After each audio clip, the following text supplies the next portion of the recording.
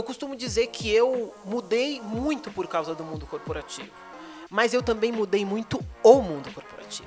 Sorte é estar pronto quando a oportunidade vem. Foi quando eu comecei a fazer uma transformação e eu comecei a descobrir que eu tinha uma capacidade de vender sonhos. Para o sonho ser possível, as histórias baseiam as nossas relações. A gente pensou, né? As histórias que a gente viveu, não é só close. Tem muito corre acontecendo para chegar ao close. Closes E corres.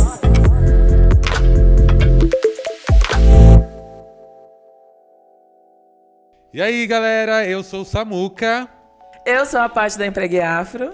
e esse é o Closes e Corres. E com uma convidada, gente, mais que especial, Mafone Odara. Aê! Obrigada, Mafone. Obrigado, Mafane. Ai, deu certo, deu certo. Gente. Obrigada, Samuca. Obrigada, Paty, querida. Que honra estar aqui com Gente, você. que honra. Obrigado, Olha, viu? Obrigado quem não mesmo. sair daqui com o caderninho anotando tudo que essa mulher vai falar, nem me escreve depois no Instagram, hein? Já pega o caderninho aí, porque vai ter um papo muito bacana. Então, vamos numa pequena bio da Mafane, pra gente conhecer um Vamos. pouco mais? Vou ler aqui, desculpa que eu vou ficar meio emocionada, tá? Mafone Odara. Odara é do nome dela mesmo. Em Yorubá, sabe o que significa? Maravilhosa. A Aí, gente no gente. terreiro pergunta pra pessoa, você tá bem? Eles respondem assim, tá tudo Odara. E é o nome dela mesmo, né? Maravilhosa. Psicóloga, mestre em psicologia pela Universidade de São Paulo, reconhecida recentemente como Woman to Watch em 2022, pelo Meio e Mensagem, pelo trabalho de impacto na indústria da comunicação. Hoje é executiva de recursos humanos para a América Latina da Meta. Desculpa, né? Desculpa, hein, gente. Colunista da Marie Claire, consultora, professora, atua em conselhos de instituições educacionais, sociais e privadas. É mãe do Mudrik Diop, que atualmente tem 8 anos, da Makini Niara, que tem 5 anos, e é uma das importantes vozes brasileiras nos debates de diversidade, equidade e inclusão no mundo corporativo e no mundo público. Você acha que acabou? Não. Ela também promove reflexões sobre desafios das mulheres nas áreas de enfrentamento às violências, maternidade, carreira, além de atuar com política institucional. E Mafone costuma se definir como construtora de pontes e colecionadora. Gente, que incrível, né? Que bio. E pra gente começar, então, essa conversa, depois dessa bio, eu queria entender com você como que foi a sua infância, com quem você cresceu, qual foi a região que você cresceu, e aí a gente vai chegar ali nos assuntos de escola para entender como é que era esse universo. Que delícia. Bom, primeiro, obrigada, Paty, pela apresentação. A minha história ela começa com o meu nome, né? Eu tenho um nome africano, eu venho de uma família de ativistas. E sabe, Samuca, que a melhor definição de ativista, porque às vezes hoje as pessoas têm muita dificuldade de compreender isso.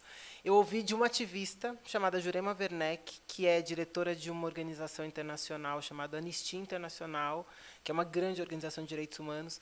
E a Jurema diz que o ativista é aquela pessoa que coloca esperança em movimento. Então, eu costumo dizer e apresentar os meus pais como as pessoas que me apresentaram o mundo e que todos os dias colocam a esperança em movimento. Eu venho de uma família de ativistas que sempre lutaram pelas pessoas, por pessoas, são apaixonados por pessoas. E, como ativistas, colocaram nomes africanos para que a gente tivesse orgulho da nossa ancestralidade. E, desde sempre, eu me conheço nesse mundo. Então, eu nasci em São Paulo, sou paulista, mas quando eu tinha 2 anos, o meu pai foi convidado por uma missão da ONU para construir escolas em Angola durante a Guerra Civil.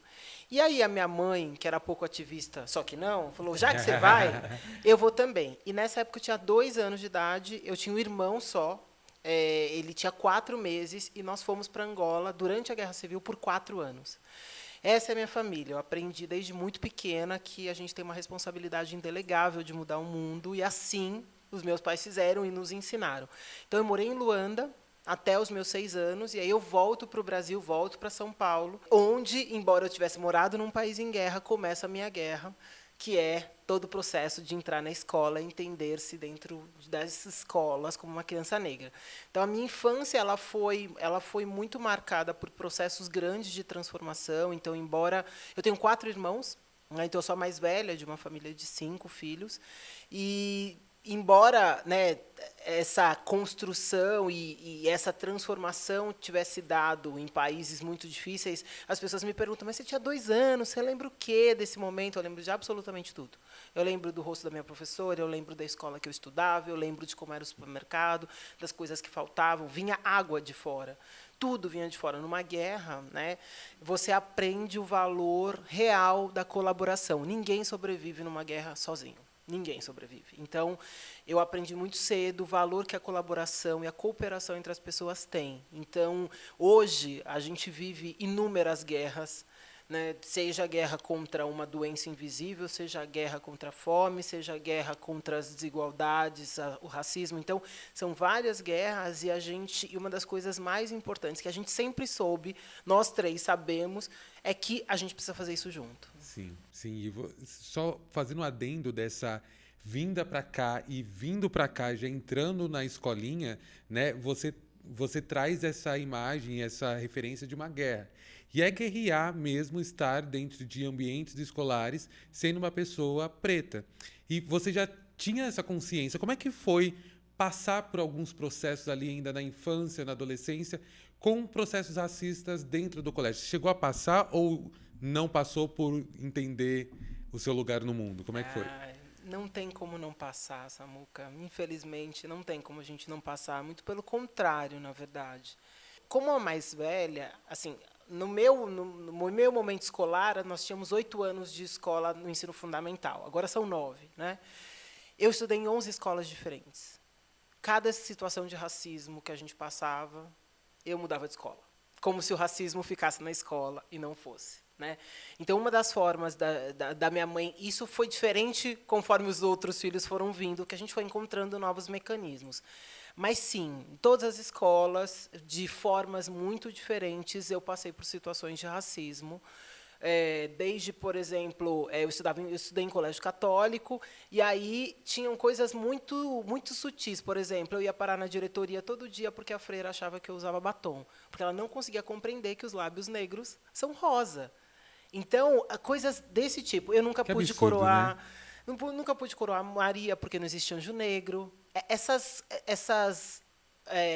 perversidades e essas violências que, quando você é muito pequena, você não consegue muito entender, né? Então, isso foi muito importante. E o que aconteceu foi que, num determinado... Só que a minha mãe sempre foi uma mulher que ajudou a gente a falar, muito bem, você tem um problema, então você tem que encontrar uma solução sobre isso. Se você não gosta de alguma coisa, encontre uma forma de lidar com esse problema. E ela sempre ajudou a gente a encontrar essas formas. Então, se hoje eu disser para minha mãe que eu vou para a Lua, ela vai falar assim, filha, você precisa de um casaquinho? Você precisa que eu faça um arroz doce para você levar no foguete? Porque a minha mãe é aquela pessoa que ela não duvida do que você quer fazer, ela simplesmente vai pensar o que eu posso fazer por você. E aí, num determinado momento na escola, eu cansei das pessoas falarem do meu cabelo, da cor da minha pele, e aí eu falei, mãe, quantos dias letivos tem o ano? Aí a minha mãe falou, tem 180. Eu falei, então, vamos fazer um penteado diferente para mostrar que meu cabelo é bom? E a minha mãe falou, vamos. E aí a minha mãe fez 180 penteados no cabelo, cada dia eu fui com um tipo de cabelo. Que uma trança, incrível. Outra trança, para cima, para baixo. Um e ela beijo, tinha viu, 5 dona Neuza? filhos, né? Beijo, mãe. Te amo. E assim, a minha mãe sempre teve isso, assim, cada um gosta de uma coisa, cada um tem um esporte. Então, minha mãe sempre foi uma pessoa que ajudou a gente a lidar com os problemas da forma que a gente conseguia. E quando eu fiz isso, foi um momento muito transformador na minha história na escola, porque aí sim eu descobri qual que era o meu poder. Porque eu descobri 2 coisas muito importantes sobre mim. Primeiro, de que eu conseguia fazer as pessoas mudarem de ideia sobre alguma coisa sem ter que bater nelas. Que até então... a gente lidava nos como anos com 80, o racismo? A gente tinha o quê, né? É isso, entendeu? isso, Nos anos mas é 80 era verdade. isso que a gente tinha como ferramenta, como Porque nem mecanismo os de próprios defesa. professores, nem diretores estavam sabia lidar preparados, com e isso? muitos deles hoje em dia ainda não estão para lidar com situações racistas, né? Mas tem uma coisa também, eu acho, falando na sua história, que é um pouco diferente da maioria, que seus pais já tinham uma consciência racial. Eles são ativistas até hoje. Já tinha um certo repertório, né? A gente contou no episódio 1, nossa infância, nossa adolescência. Nossos pais não tinham, não sabiam como lidar. Falavam, fica quieto. Se tá falando isso, deixa pra lá. E até a gente criar um repertório foi diferente, depois, né? Foi muito tempo depois. Então, ter essa consciência, eu acho que ter essa estrutura, essa base, eu acho que foi fundamental, acho que pelo que você está trazendo, para a construção de identidade, né? Porque você passou por certas situações que você conseguiu fazer uma leitura muito clara do que era racismo. Né? Eu acho que muitas pessoas, até que estão nos ouvindo, têm a dimensão da sua... do seu poder enquanto população preta e se reconhecendo enquanto pessoa preta, isso depois de adulto, né? E mesmo as violências racistas que foram sofridas na infância e adolescência só foi identificado dessa forma depois de adulto. Exato. Porque não tinha, né, essa visão. E Mafô, quando é que começa o corre profissional? Com quantos anos você começa a trabalhar? Que você começa a chegar no mercado de trabalho? Como que iniciou a sua carreira? Olha, a minha carreira eu iniciei vendendo telefone. Numa época remota. Numa época remota que a gente vendia telefone, que era caríssimo ter telefone. A linha fixa. A linha fixa. Ó, gente, linha fixa. Linha telefone fixa. não é celular, não. É linha fixa, linha cabo. Fixa, que você era como se fosse uma ação. Dependendo do dia que você comprava, tinha um valor, né? E você tinha quantos anos? Eu tinha 15, 16 anos. Foi a primeira experiência. Aí depois eu fui trabalhar como corretora. E aí eu descobri que vender era algo que eu gostava, mas talvez não aquilo, porque eu achava que eu precisava vender alguma coisa que fazia sentido.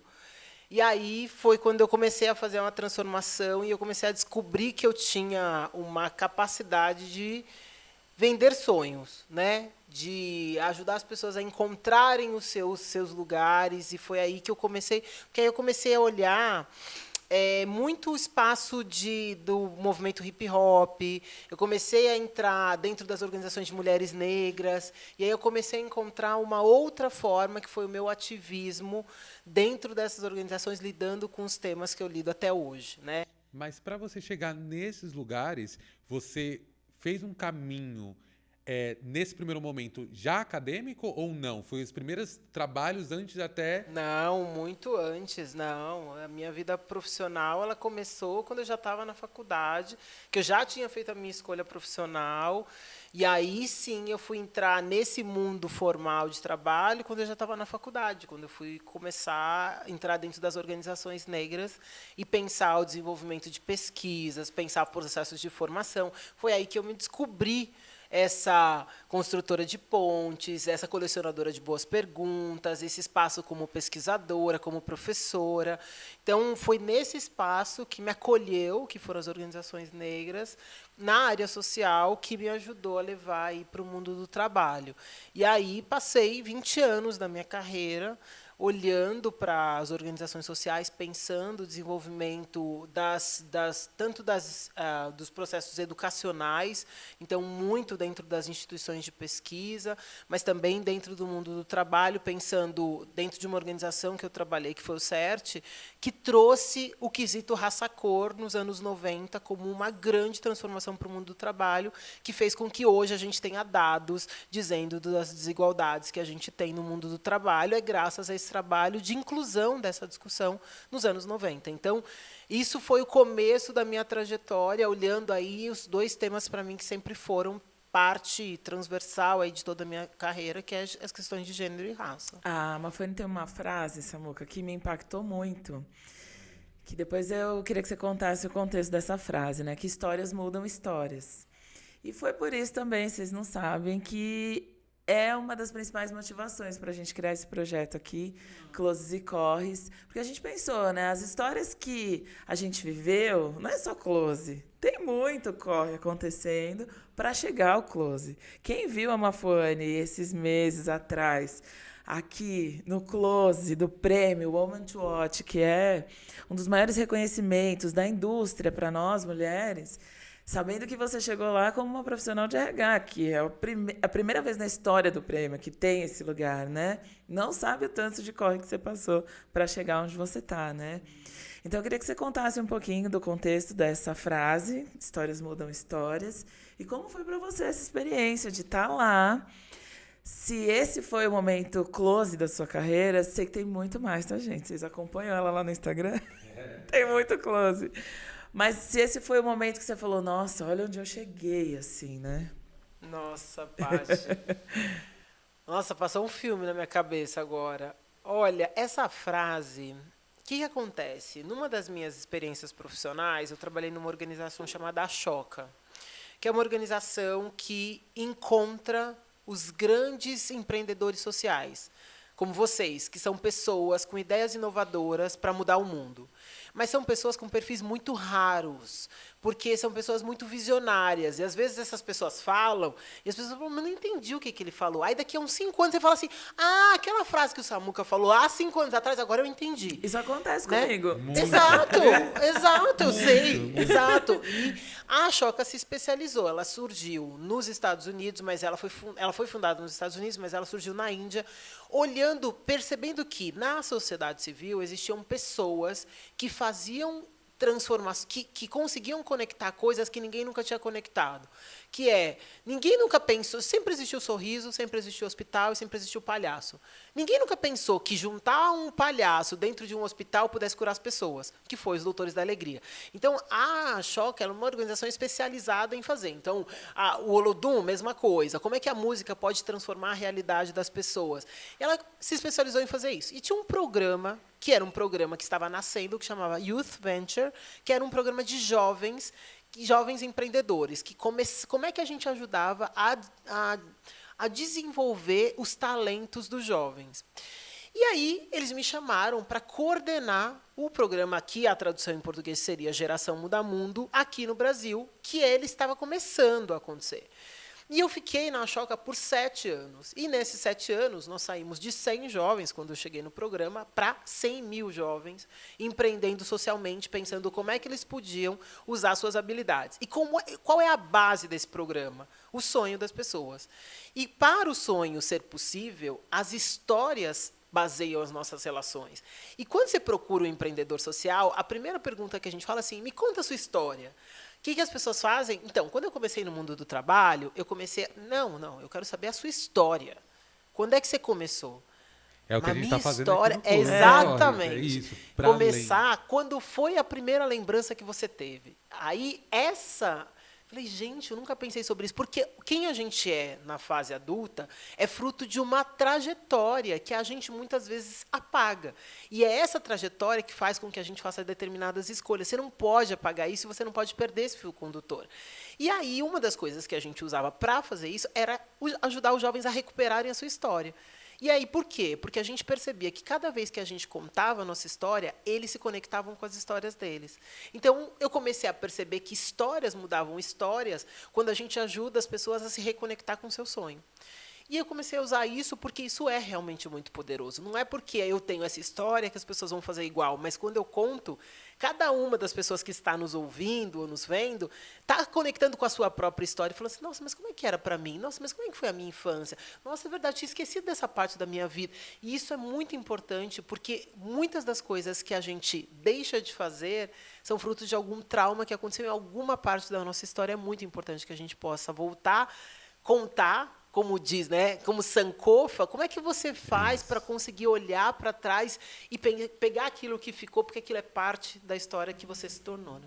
É isso é uma coisa mais linda, porque... Que me motivou a estar aqui, gente. Exato, e contar a espera história. o Woman to Watch agora. Sim, tem um Woman sim, to Watch. Então, Peraí, Samu, guarda aí, Samu. Ai, meu Deus, então... olha, eu vou dizer que... eu não sei se todo mundo conhece, mas assim, para mim era um prêmio, de fato, que era muito desconhecido, porque eu não sou da indústria da comunicação. E é até importante você trazer isso, porque para muitas pessoas talvez que estejam ouvindo, também não conheçam. Não conheçam. Né? Mas o Samuel tamanho da publicitário, importância. ele sabe a importância desse prêmio, Sim, né? sim, não, mas eu acho que os nossos ouvintes precisam entender os lugares que a gente está ocupando, para além dos nomes, né? O que significa, né? Isso. Então vamos começar pelo nome, né? Women to Watch, muitas vezes, né, um nome em inglês, o que quer dizer? São mulheres para se admirar. Mulheres para se observar, que são aquelas mulheres que na indústria da comunicação têm feito um trabalho muito impactante, têm transformado a indústria da comunicação e da publicidade. Incrível. Então, como é um prêmio de comunicação, normalmente ele é dado para pessoas de comunicação. Quando eu recebi esse prêmio, eu vou dizer que eu fiquei bastante... eu fiquei muito surpresa, porque eu falei assim, gente, mas... Bom, primeiro, que prêmio é esse, né, que eu não conhecia?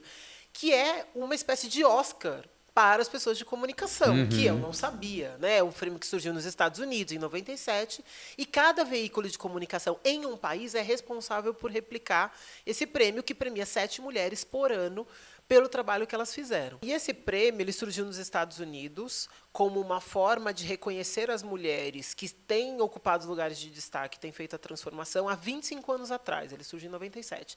E há 10 anos ele é feito pelo Meio Mensagem aqui no Brasil.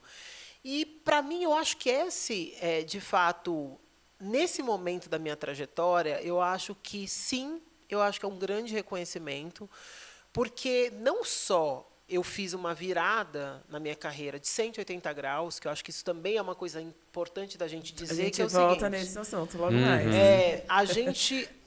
A gente vai viver 100 anos. E vivendo 100 anos... a gente não vai fazer como os nossos pais. A gente vai ter 2, 3, 4 carreiras ao longo da nossa trajetória. Isso é uma novidade para a gente. Então, a mudança de carreira é algo que, para a gente, vai ser muito natural, mas ele ainda é um processo de você se desligar dessa sua posição, desse lugar, como se você fosse o seu Como crachá. se você fosse uma coisa só. Você fosse né? aquele crachá. E aí, se você tira o crachá, quem sou eu, né?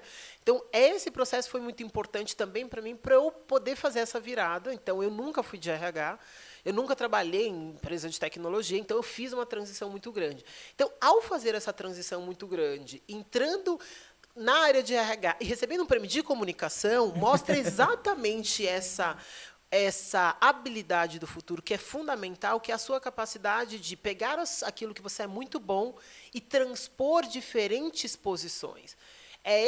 Eu acho que o valor, para mim, desse reconhecimento é mostrar o quanto isso é importante, o quanto isso é impactante. Cuidar de pessoas, pensar na construção de pontes e não muros, né, num momento tão polarizado quanto a gente tem, e entender que diversidade, equidade e inclusão não é um tema, é um jeito de olhar para o mundo, mostra o quão valioso esse prêmio pode ser para transformar o mundo. Então, de fato, eu acho que eu estou num momento muito interessante de carreira de poder mostrar todas essas coisas que são valiosas. Não, é muito incrível te ouvir falar e entender que os nossos passos, né, como a gente ouve mesmo, vem de longe. Então, tudo que a gente acaba trilhando também faz essa construção.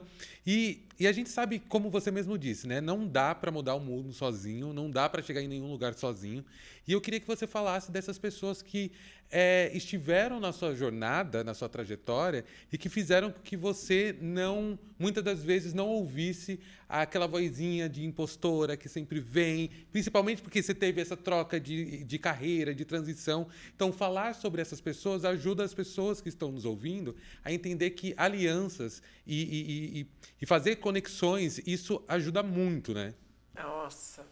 Gente, a lista é grande, né? Nossa, Paty. Tem aqui a Patrícia, uma delas, né? E não é combinado não, viu? Não pedi para ela falar isso. Não, é verdade, Paty. Acho que a gente tem muitos anos juntas, vivemos muitos corres juntas, muito né? mais corre do que close. Exatamente, muito mais, gente, vocês nem sabem. Mas eu acho que... Eu diria que tem 3 grupos de pessoas que fizeram parte da minha vida que são muito importantes.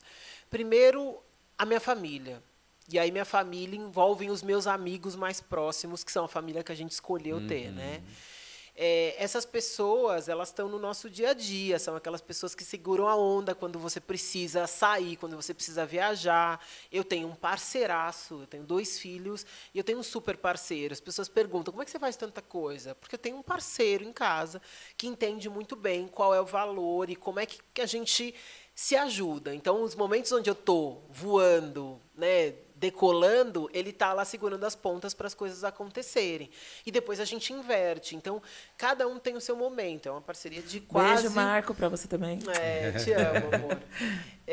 São quase 25 anos juntos. A gente vai fazer essa comemoração. 25 anos juntos. De amor coisa. preto, tem que comemorar, né? E é por isso que é importante falar aqui, porque que as pessoas entendam quanto que essa base, que a gente não tinha nem acesso, sabe? Falar sobre amor preto. Isso é revolucionário. 25 anos, gente. Eu vou chegar lá, já vou fazer 4, falta uns 20 só. Mas a gente vai viver até 100, não é? Vai, não, vai. Pra depois... Não, mas eu não duvido, eu tenho Mas certeza. Isso, Nossa geração chega. A gente vai, então, e vamos viver isso que os nossos pais, né, uma parte dos nossos pais pôde viver, né, que são muitos anos juntos. E eu acho que essa é o primeiro grupo de pessoas que realmente me acompanha nessa jornada desde sempre, né? Quando a gente foi para Angola, minha avó foi para lá. Então, quando a gente voltou, a gente ficou na casa da minha avó até encontrar o nosso lugar. Então, assim, tem todas essas coisas que acontecem na nossa vida. Tem um segundo grupo de pessoas que são os nossos mentores e mentoras.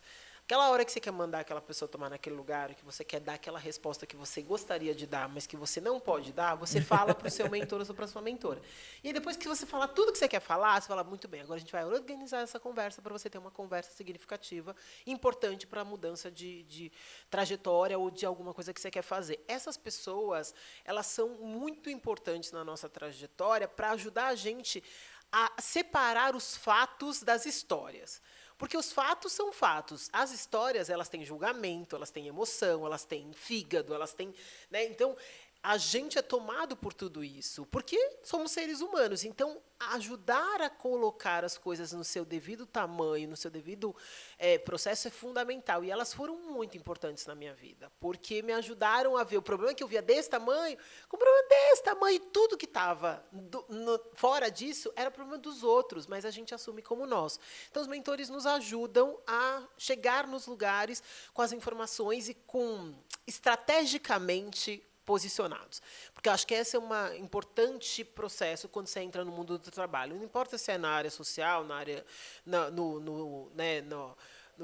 mundo privado, a lógica é você entender quais são os sinais, quais são os signos que estão ali, para que você possa usá-los a seu favor. Isso é estratégia. A gente precisa aprender a fazer isso. Gente, isso é tão difícil. Isso é muito difícil. Vou fazer um podcast só sobre isso, tá? Eu acho muito difícil. Importante, porque é um exercício, não é um processo... Todo lugar tem seus códigos, todo lugar. Então, não importa se você está saindo do mundo corporativo indo para o público, do público para o social, todos eles têm. Então, se você não entende os códigos, você passa por soberba, você passa por desinformada, se você não entende, porque muitas vezes é a mesma informação dada de outro jeito. Exatamente. Então, a narrativa faz muita diferença. Então, esse é o segundo grupo que me acompanhou. Até hoje? Não, sempre. Na minha vida, eu só cheguei aqui por causa dessas pessoas. Por isso que eu digo, assim, é muito em importante todos falar, os momentos gente. da nossa vida, não existe momento, cheguei lá, então agora não precisa. Agora que você chegou lá, agora você precisa mais ainda. Agora que você precisa, nessa hora que você precisa de alguém para você conversar. Exato, porque senão você está muito sozinho, você toma decisões como é que você faz? Então, sim. E tem um terceiro grupo de pessoas, que são as pessoas que são aliadas, que são aquelas pessoas que vão advogar por você quando você não estiver lá. Que é um grupo que tem um papel muito particular. Não são os seus mentores, mas são pessoas que acreditam em você e que vão impulsionar. Então, sim, são pessoas brancas, são homens, são mulheres, são negros.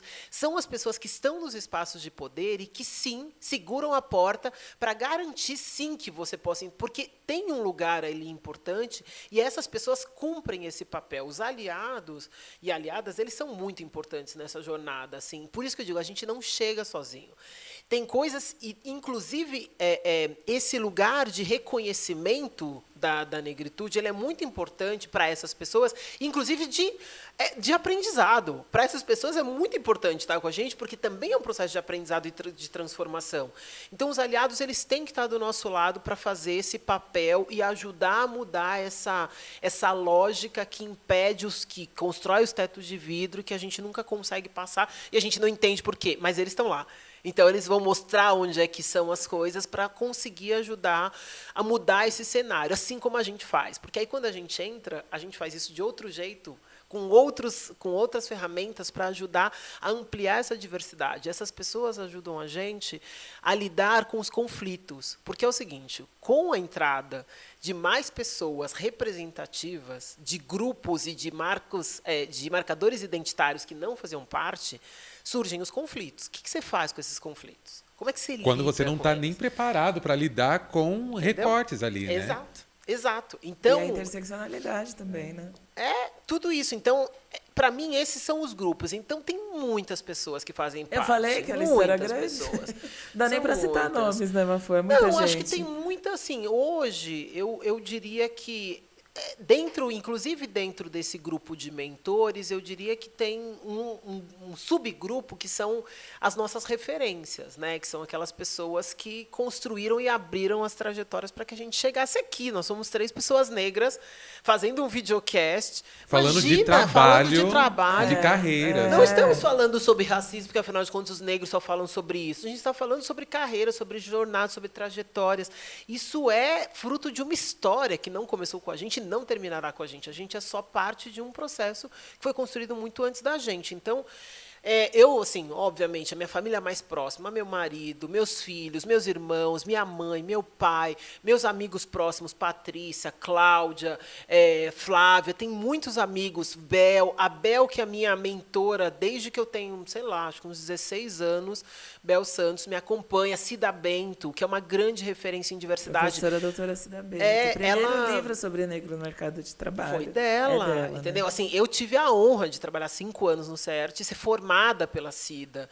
Então, assim, tudo que eu sou é fruto dessas mulheres que acreditaram. Sueli Carneiro, todo o trabalho que Sueli Carneiro fez na adolescência com jovens, eu estava lá, né? Então, do Núcleo de Consciência Negra da USP, inclusive. Núcleo de Consciência Negra, assim, todos esses lugares. A minha orientadora do mestrado, da bolsa de graduação, durante a faculdade, a Vera Paiva, que filha do Rubem Paiva, que foi um exilado político assassinado. Então, assim, tem muitas pessoas na minha jornada que me ajudaram. E a Vera é interessante, porque a Vera fala assim, você é uma acadêmica que o mundo corporativo precisa, porque você traduz o que são as pesquisas para uma linguagem que o mundo corporativo tem. Eu sou uma acadêmica da academia, e a gente precisa de pessoas nesses lugares todos. Para furar a bolha, para chegar nesses lugares. Exatamente. Então, assim, ela me ajudou a encontrar essa minha voz do jeito que a minha voz é. Porque ela falou assim, você nunca vai ser uma acadêmica de universidade. E aí eu fiquei pensando assim, será que eu nunca vou trabalhar na universidade por causa disso? Muito pelo contrário, hoje eu sou professora da SPM, exatamente sendo quem eu sou. Então, é isso, é sobre você conseguir encontrar essas pessoas que te ajudam a encontrar a sua verdade, sem que você deixe de se descaracterizar, mas que consiga ler os códigos. Então, essas pessoas foram muito importantes. O Weider, que me trouxe para a Meta, foi um cara muito importante. Por quê? Porque tem que ter alguém que fala assim, beleza, ela não tem todos os comportamentos que a gente precisa, mas ela tem o que a gente não tem aqui. E o que ela não tem, só ela tem. E o resto ela aprende porque ela é inteligente o suficiente. Então, tem que ter alguém que acredite e fale assim, não, vou bancar. Eu sei que vai ter uma parte que vai ser um processo. Então, essas pessoas são aliados que entendem esse papel, que falam assim, eu vou segurar a bronca até ela aprender. Porque depois que ela aprender, ela vai fazer a transformação. E foi exatamente o que aconteceu. Então, tem que ter alguém que fale assim, vamos lá. Tem coisas que precisam. O Lírio também, quando eu entrei na Avon, a mesma coisa. Ele falou assim, eu não estou contratando uma gerente, eu estou contratando uma mulher que será uma gerente. E foi exatamente o que aconteceu. Eu não entrei como gerente, mas eu me tornei uma, porque ele estava lá falando, beleza, Mafone, não, mas segura a onda aqui. Mafone, não, mas assim, acho que está um pouco de ativismo demais. Então, assim, mas era uma pessoa que me ajudava. Falando, não, mas eu acredito, beleza, tamo junto. Vai lá, você vai fazer isso? Beleza, estou aqui segurando as pontas. E como é diferente Entendeu? estar num lugar onde as pessoas acreditam em você e que fazem você acreditar ainda mais em você, né? É exatamente. Nossa, muito. Exatamente. E eu até queria que você contasse essa história da Meta, porque um dos desafios que a gente fala, que a gente vive no dia a dia, é ter essa pessoa aliada que reconheça o nosso potencial e que faça a gente ouvir essa frase, olha, isso aqui falta, mas isso você tem de muito bom. Estou investindo em você, estou é um te investimento, dando essa gente. oportunidade. Como é que foi essa transição, Mafô? desse ativismo social que você não deixa de ter, para uma rotina de RH Latam, numas maiores empresas de tecnologia do nosso país, com uma equipe, com reportes internacionais. Uma loucura que até então você não tinha vivido ainda, né? Não. Foi muito interessante. Acho que tem... A minha história com a Meta ela é uma história muito curiosa.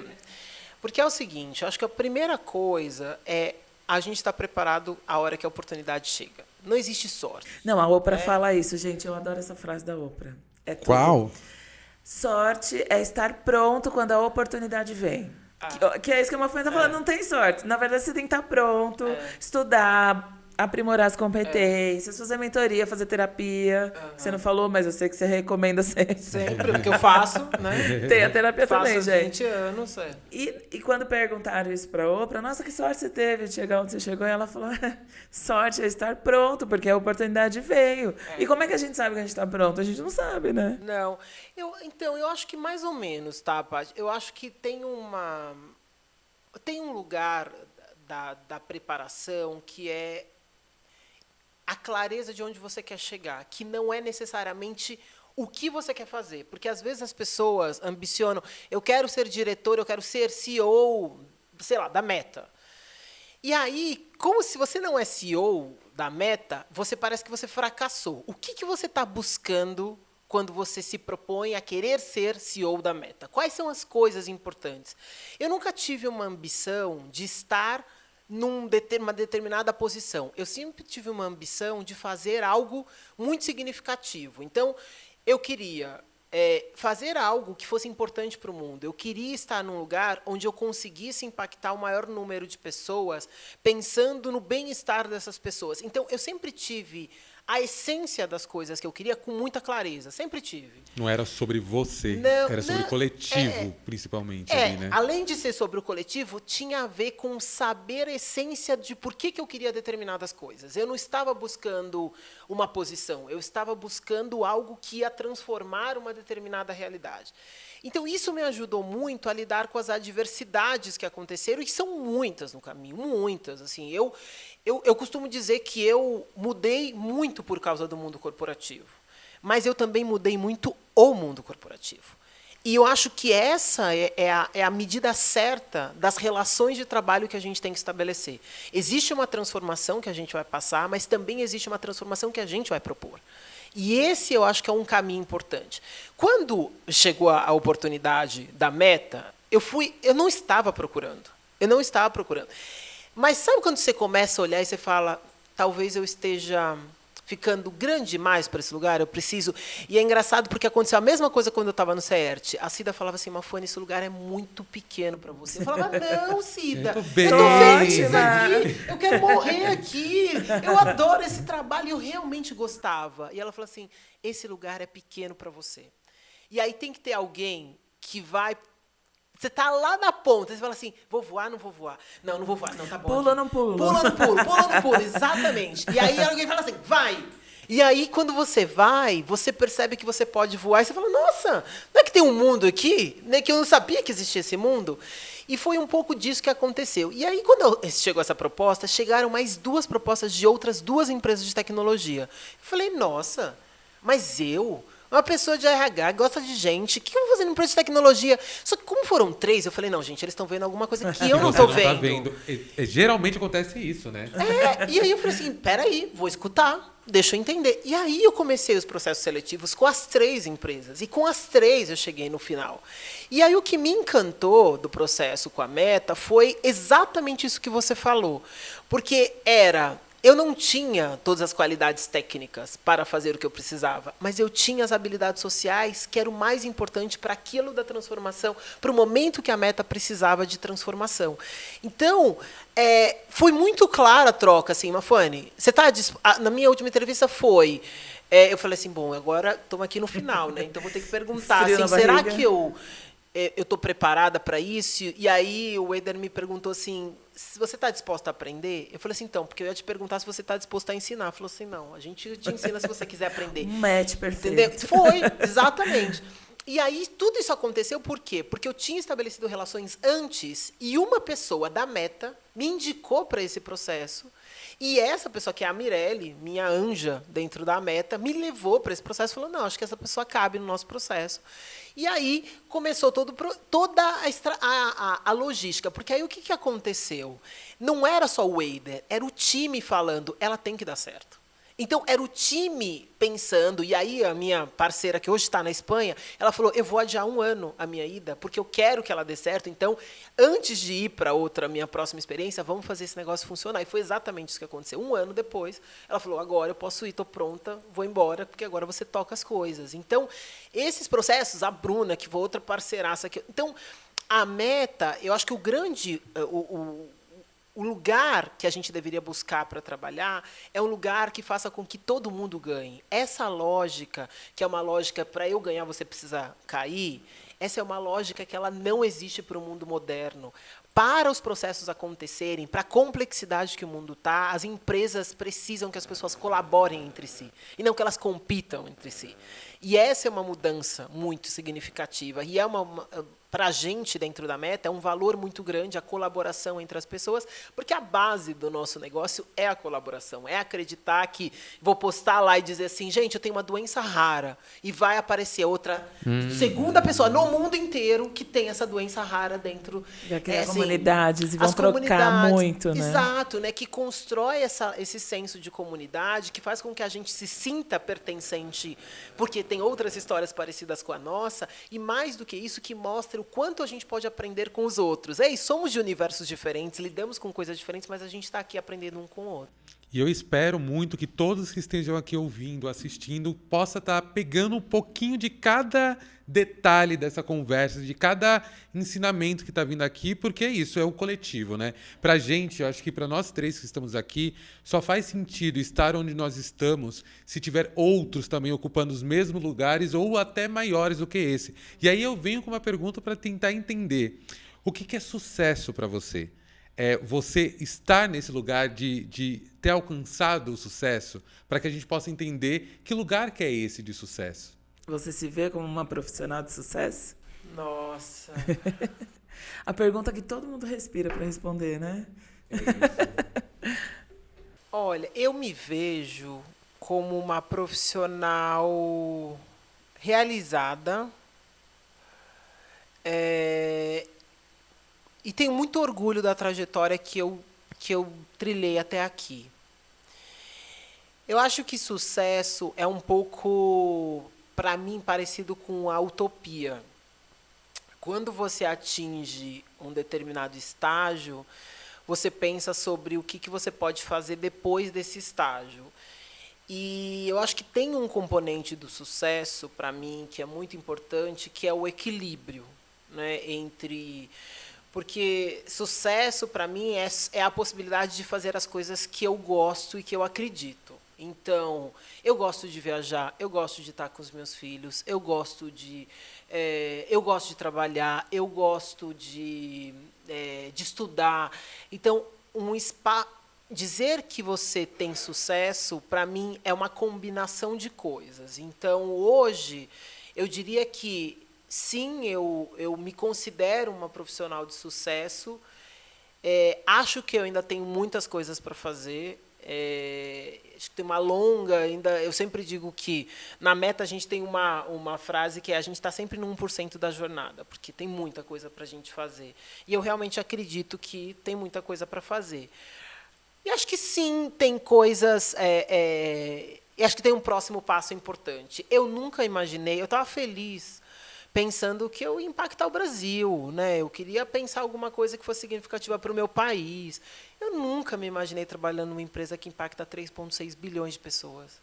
Aí agora, no mundo, assim, nós somos o lugar mais populoso do mundo. E agora, com essa possibilidade, eu fico pensando o que a gente pode fazer, o que eu posso fazer, olhando principalmente para a saúde mental das pessoas, olhando para esse bem-estar, para esse lugar que, quando eu escolhi a psicologia, eu já sabia a importância que a saúde da mente, e né, você falou sobre a terapia, E eu acho que é importante dar esse destaque, não é só a terapia, né? É essa melhor condição de bem-estar físico, emocional Qualidade e de mental, vida. qualidade de vida, a possibilidade de sonhar. Por isso que eu digo, né? Eu acho que agora, com essa plataforma, com essa possibilidade, e é uma das coisas que a gente vem estudando muito, as redes sociais, elas têm um valor, mas a nossa mente humana não está preparada para a quantidade de informações e para a forma com que a gente está sendo exposto. Como é que a gente se prepara? Quais são as coisas que a gente precisa fazer? Isso é parte do nosso processo de crescimento. A última vez que a gente evoluiu, pensando no nosso cérebro, foi 70 mil anos, onde a gente desenvolveu o mecanismo de fuga e luta. Então, imagina que todas as situações de racismo, de preconceito que a gente vive, elas são frutos de uma construção. Assim, o preconceito ele é inato ao ser humano, porque ele nos ajuda a entender se a gente está em perigo para se livrar ou lidar com determinadas situações. A questão é como é que a gente aperfeiçoa o nosso cérebro olhando, e isso só é possível quando a gente entende que burnout não é uma doença do trabalho, ela é uma doença das relações que estão construídas. Como é que a gente entende ansiedade? Como é que a gente entende depressão? Quais são esses processos? Então, tudo isso é a nova evolução do processo que a gente está vivendo. Então, tudo isso que a gente está fazendo aqui, imagino que as pessoas devem estar com a cabeça, né, fervilhando, porque são conversas que a gente não teria há muito pouco tempo atrás. São conversas mais profundas. Então, é isso, né? Vamos cuidar. Eu acho que é tão importante para a gente falar sobre o mercado de trabalho, falar sobre dia a dia, falar sobre processos, mas eu acho mais importante ainda, mega especial, é ter 3 pessoas pretas aqui tendo a possibilidade de falar sobre cuidado com saúde mental. E falar sobre isso é tirar muitas camadas da vida de pessoas pretas que foram impedidas de poder ter isso como tema das suas vidas, porque é frescura, você não está entendendo a vida, é exagero. E eu acho que você trazer isso na nossa conversa, com esse recorte, pensando no mercado de trabalho, é poder trazer para a possibilidade das pessoas entenderem que não tem nada de errado com elas, né? De discutir, de tentar entender. E aí eu queria entender de você, como que é e como que foi para você, enquanto mulher preta, que está no mercado, que está na academia, que tem todas as outras funções na sua vida, lidar com a sua saúde mental, cuidar da sua saúde mental e fazer com que elas te ensinasse a lidar também com saúde mental da galera, né? De falar sobre isso, principalmente para a comunidade preta. Eu comecei a identificar a importância de trabalhar com a saúde mental quando eu fui fazer a minha escolha profissional, né? Eu tinha trabalhado com mulheres que tinham feito aborto quando eu trabalhava numa organização de mulheres negras. E me chamou a atenção todo o processo violento, psicologicamente violento, que mulheres que passam por processos de aborto sofriam. E eu ficava muito intrigada com a discussão de... Não é uma questão se eu sou contra ou a favor do aborto. A minha questão é como é que a gente trata as pessoas dentro desses espaços, passando por um processo como esse. Porque não entrava na minha cabeça que se a gente legalizasse o aborto, as mulheres iam fazer aborto à torto e à direito. E eu ficava curiosa para entender. E quando eu fui para o hospital para ver essas relações, eu falei, gente, eu preciso ser médica, porque eu preciso mudar essas relações. Porque não é possível que mulheres negras, por exemplo, recebam 50% menos anestesia do que mulheres brancas na hora do parto. Que elas fiquem menos tempo nas consultas pré-natal, que elas sejam menos tocadas pelos médicos. Uma das grandes consequências delas serem menos tocadas pelos médicos é, por exemplo, o fato de que mais mulheres brancas são acometidas pelo câncer de mama, só que mais mulheres negras morrem. Por quê? Porque o toque é a única forma de detectar o câncer no começo. Se você não toca, você só vai ver o câncer quando ele já está no estágio avançado. Com o estágio avançado, você reduz a chance de sobrevivência. É isso que acontece. Isso é um dos exemplos. Que os homens brancos sejam o grupo populacional que mais recebe qualquer tipo de transplante. Tudo isso no Sistema Único de Saúde. E eu ficava vendo esses números e eu falava, gente, tem alguma coisa muito errada nisso. Então, eu falei, eu quero ser médica. E tinha uma outra coisa que me acompanhava desde os 10 anos, porque eu sou uma ativista consciente desde que eu tenho 10 anos de idade, né, que eu comecei com esse projeto na minha escola, depois de lá nunca mais eu parei.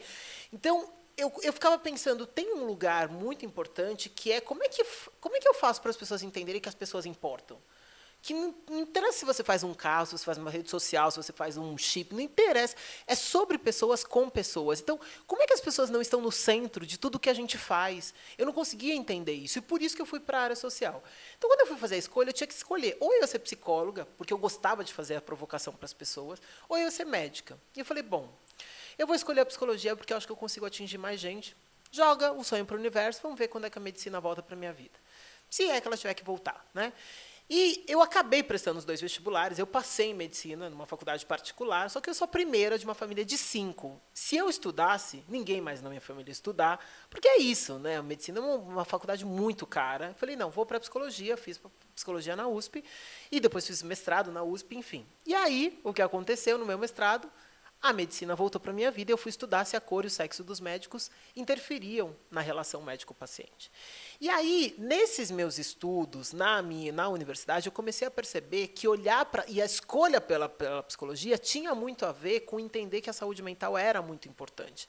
E eu comecei a identificar que a gente precisava olhar para isso com menos preconceito. Porque é isso. A psicologia sempre foi vista como um lugar de gente louca. Ah, não vou fazer terapia porque eu não sou louco. Como se o autocuidado e essa narrativa ela tem uma lógica. Porque se eu deixo as pessoas sãs, elas têm melhor possibilidade de fazer escolhas para a vida dela.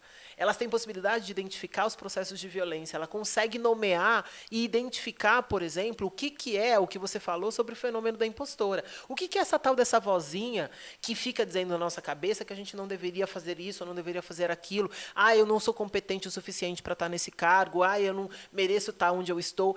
Tudo isso tem nome.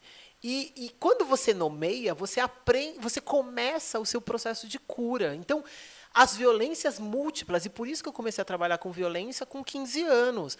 Porque as mulheres passam por muitos processos de violência e os fatos delas não tomarem decisões importantes na vida delas têm a ver com isso. Por exemplo, só um dado aqui importante. Os homens, num processo de negociação, 57% dos homens negociam o primeiro salário. O cara vai ser office boy. Ele negocia e fala, mereço ganhar mais.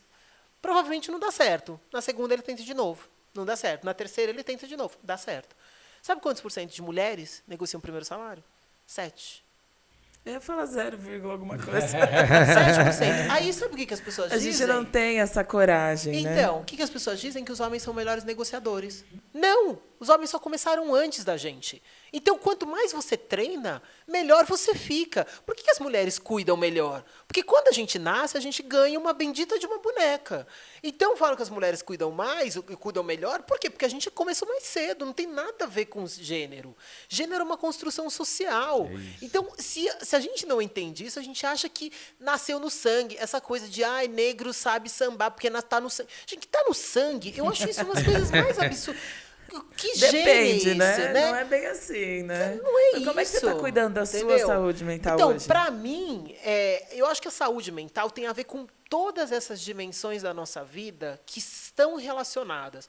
Quais são as relações que você tem próximo de você? Que rede de apoio você tem? Como é que você consegue colocar os seus sonhos em prática? Como é que você consegue viver espaços de respiro no seu ambiente de trabalho? Como é que você consegue equilibrar a sua vida pessoal e a sua vida profissional? Hoje, para mim, o maior valor da minha saúde mental tem a ver com esse equilíbrio que eu consigo fazer. Eu sei... E essa é uma das brigas que eu tenho, é de que eu faço parte de um grupo muito pequeno de mães que tem a possibilidade de viver equilibradamente sua vida pessoal e sua vida profissional. Mais precisamente 6% de mães brasileiras. E é minha responsabilidade olhar para isso. E o fato de eu conseguir equilibrar me possibilita passar os finais de semana, não ter que trabalhar e ficar com os meus filhos. De poder... esse final de semana mesmo, eu fiquei... 2 dias eu fui levar o meu filho nos campeonatos de basquete, porque ele tinha os torneios de basquete, e ele queria que eu estivesse lá presente. Isso é um valor, poder ver a minha filha ir para a natação, porque ela quer ver que ela aprendeu a andar... assim, ver a minha filha voltando do Kumon, eles fazem Kumon, né, o método de ensino de matemática, e ela feliz porque ela ganhou um diploma dizendo que ela está acima da série dela, que ela consegue contar até mais 20 com 5 anos... Sim, são coisas, né, que são muito... O final de semana passado, minha filha queria aprender a andar de bicicleta sem rodinha. Ela demorou 45 minutos. 45 minutos para uma criança de 5 anos andar sem rodinha. Ela estava super feliz, porque ela conseguiu ter autonomia. Então, assim, esses tipos de coisas são pequenas alegrias da nossa vida que, sim, mostram que esse é o lugar mais valioso. Você conseguir viver esses pequenos momentos de descoberta que, se você tivesse no seu trabalho, como a grande maioria da nossa população negra tem, é impossível.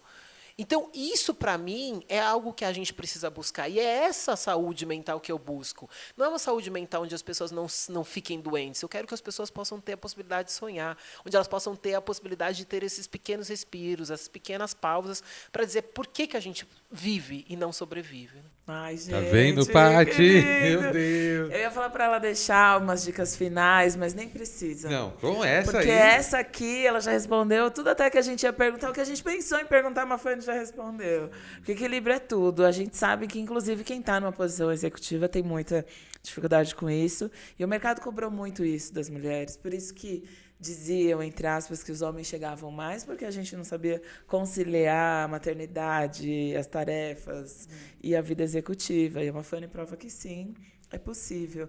E acho que essa palavra fecha tudo, né, Samuca? Não, fecha com chave de ouro. Eu estou muito feliz de poder te ouvir, Mafane. Eu acho que é um episódio que as pessoas vão estudar depois. Vão ter muitos pontos ali, entendeu? Ai, como que é a Mafane? A Mafane é um fenômeno da natureza, né? Obrigada, Mafu. Obrigada, Mafane. Agora, para finalizar, suas redes sociais, para quem quiser te seguir, para quem quer conhecer um pouco mais, para quem deseja ter uma mentoria, porque imagina, né? Ser mentorado por Mafane. Não. Ela tem 19 mentoras. Para 2024, já tô avisando só. Deixa ela respirar um pouquinho. Ai, não, mas é um trabalho. 19 mentorandas, ela falou que tem, não é? É. Ai, que loucura, tem uma, não tô dando conta. Gente, não tô indo nem... Aí, ó, vai pedir mentoria Aí, ó, gente. Não tô dando. Mas sabe que eu cheguei aqui por causa disso, então eu preciso fazer o que fizeram por mim, né? Então acho que esse é parte da missão, né, Paty? A gente sabe o que a gente faz. Eu tô com uma a cada 6 meses e a gente tem um grupo juntas, mentorando algumas mulheres negras, mas, gente, é muita loucura, né? Mas é muito importante, porque eu vejo quanto faz diferença na vida das pessoas. Gostoso, muito, muito. Então, assim, minhas redes é Mafuane, no Instagram, @Mafuane, com O e E. Mafuane.odara no LinkedIn, que são as redes que eu mais utilizo. O Facebook também, Mafuane Odara. Leiam as minhas colunas na Marie Claire. Eu escrevo sempre sobre saúde mental, sempre pensando no desenvolvimento humano. Tem textos muito bacanas, olhando para esses desafios que a gente tem tido agora, nesse momento todo. Enfim, fico super à disposição. Eu acho que a gente tem muita coisa para fazer. Fico super contente. Parabéns por esse projeto, porque vocês também fazem pouca coisa. Estamos num corre, mas que bom que vocês estão fazendo isso, porque é muito importante que o mundo escute vocês. Vocês tem um papel fundamental para a transformação que a gente está propondo. Que bom, obrigada pelo tempo que vocês dedicam, porque é isso, gente. As pessoas não sabem o quanto isso toma de nosso tempo, mas a gente entende que é parte da missão, está tudo certo, mas é importante que as pessoas saibam que tudo dá trabalho, né? A gente vê aqui os closes, né? Todos aqui lindos, maravilhosos, né? Com essa pele maravilhosa. Chegou aqui no escritório da Emprego e Afro às 3h e agora são 10 horas da noite.